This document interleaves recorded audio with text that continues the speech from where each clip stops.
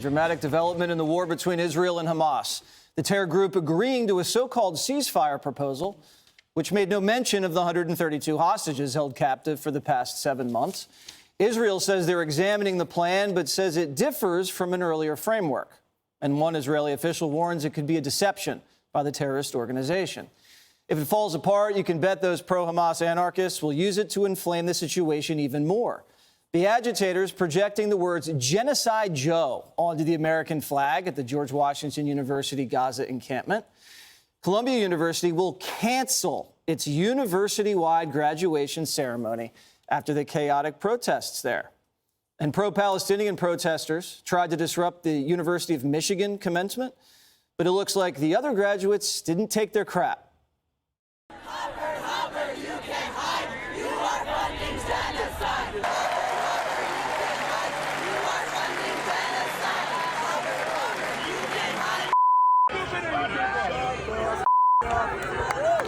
Meanwhile, all roads lead back to Joe Biden.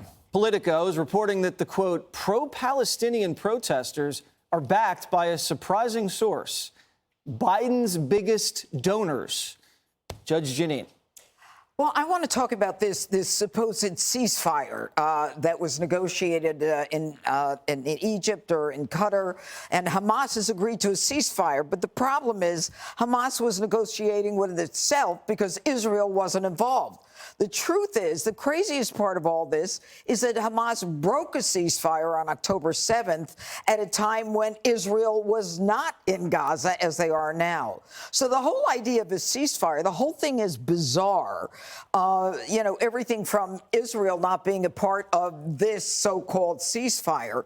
But from October 8th, forward, the United States and most of the world has been telling Israel, you cannot prosecute this war the way everyone else has prosecuted a war, the way we prosecuted the war after Pearl Harbor, and how many hundreds of thousands of Japanese did we kill, and how many hundreds of thousands of Germans did we kill with the Allied forces. All of a sudden, the hundreds of thousands in Afghanistan and Iraq. All of a sudden, Israel is told how you got to prosecute a war.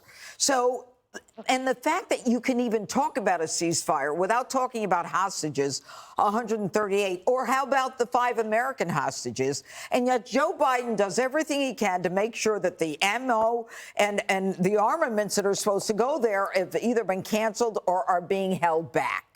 So, you know, if the whole point is to make it look like Israel is going to attack the Palestinians, I mean, the truth is that Israel has done more than any other country. They stopped the war. They're bringing the medics, to bring in the food, to bring in the water, and they tell them where they're going to fight.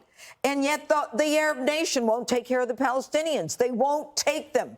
And Queen Rafia from Jordan, whose husband is King Abdullah, is on, I don't know if it was Face the Nation, one of the Sunday shows. And she supports the Americans who are disrupting on college campuses, saying, yes, you know, it's about time that the Americans stood up for the Palestinians. You sleep with your husband. He's the king. You bring the Palestinians to Georgia, to Jordan. And finally, this ceasefire is all about delay. That's all it is. Right now, Hamas has 4 brigades in Rafah. Okay, Hamas has just killed 3 IDF soldiers in a humanitarian zone. And then, you know, we're tired. I personally am tired of everyone trying to stop Israel from prosecuting a war where Hamas came in and killed 1,000 Israelis. Didn't kill them, they massacred them. Harold Ford Jr., they're going crazy over there, your alma mater, University of Michigan. They seem to have a little energy up there around this. I'm a believer that I agree with what the judge just said. I think when you think about the college campuses, I think the person who has really imparted the right message, and I hope becomes a symbol for these things, is the president of the University of Florida, Ben Sasse, who's the former senator from Nebraska. He laid it out like I think a lot of us have tried to lay out on this set and other shows, that we support freedom of speech, we support freedom of assembly and protest, but as soon as you cross that line, as soon as you believe that vandalism, intimidation, or violence are protected by free speech, you will be arrested and/or suspended and then expelled from school. That should have been the position taken by everyone from the outset. but we can't look back. We got to look forward. Presidents around the country, look to SAS. Follow what he's doing to ensure that kids can get a graduation, but more importantly, get an education. And as a part of the education, understand what critical thinking is, understand what critical debate is. Critical debate is not, I'm right, you're wrong, and I'm going to be violent against you because you don't believe I'm right. Critical debate and critical thought is having a meaningful, robust, serious conversation and respecting one another. Dr. King did that. All these people, I've said this before, I just can't, it's hard for me to accept these people who argue that there's a tradition of protest. There is, but not this. There's no tradition of successful protests that succeeded with the kind of violence and intimidation that we're seeing on campuses today. All of those efforts failed. Greg, why do you think Columbia canceled graduation? Oh, because they're weak. But I have a slogan: "Don't be an ass, follow SAS."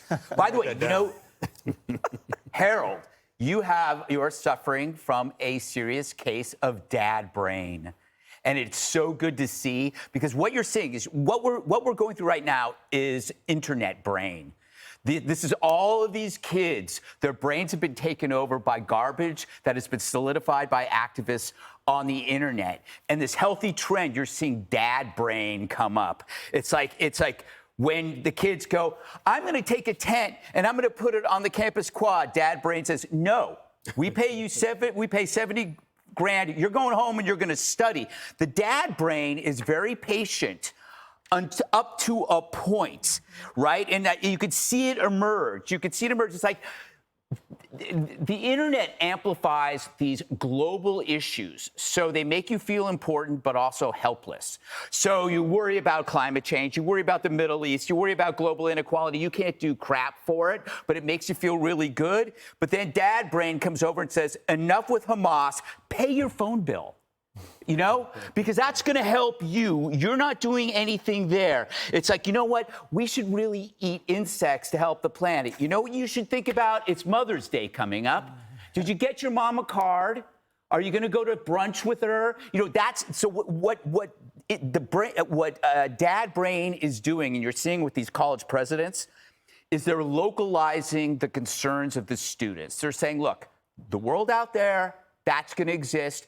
We're talking about right here. Clean your room. You know, take your car to a car wash. Look for a summer job. Localize, like, as long as you sit there and transplant all your concerns to something else like this, your entire life suffers. This is why a lot of these protesters had such terrible relationships with their families. It's because they prioritize these amorphous issues because that makes them feel better, but it also makes them feel hopeless.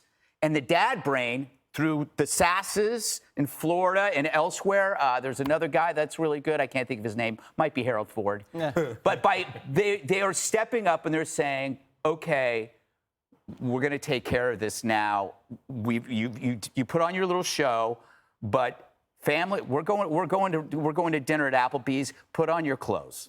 We're going to have a dad with a dad brain on Jesse Waters' Primetime tonight. Very upset about his daughter's graduation being canceled. Yeah. Well, even Saturday Night Live isn't on it, right? The cold open was about a dad who said, I didn't work all these extra jobs to go through the COVID years, to get my daughter through Columbia so that I can't go to graduation with her. And if Saturday Night Live is doing that as a cold open, you know that it has penetrated. This is an 80-20 issue, meaning that 80% of Americans want to support Israel. So I don't see why it's hard for Biden to get on that. Now, he'll say, I do support Israel. But how can it be that the night before Holocaust Remembrance Day, which is today, and we do remember, they are going to have a story out there that says that the Biden team has decided not to send weapons that Congress has appropriated to Israel. They don't say why. The White House declines to comment. DOD declines to comment. National Security Council declines to comment. Israel declines to comment. What does that tell me? Something's happening. And why? I thought you got impeached for something like that. And the other thing I would point out is that the only way for this war to end is for Israel to win it. So if you want this to end, if you want the suffering of the people in Gaza to end, if Queen Rafia wants their country not to have... Jordan is made up of 80% Palestinians. That's right. Right? So if you want the Palestinian people to have a brighter future, then you should say free Palestine from Hamas.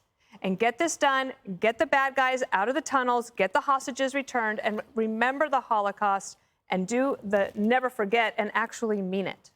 So Biden needs to use his dad brain Yes. to get it together. Yes, dad brain would work beautifully here. You need to have a brain. I was really surprised at the Queen this weekend on that show. I thought I could have understood her saying we support peaceful protests, but she didn't distinguish. Nope. And that was noteworthy. I would have been surprised too if I'd watched the Sunday shows also. Click here to subscribe to the Fox News YouTube page to catch our hottest interviews and most compelling analysis. You won't get it anywhere else.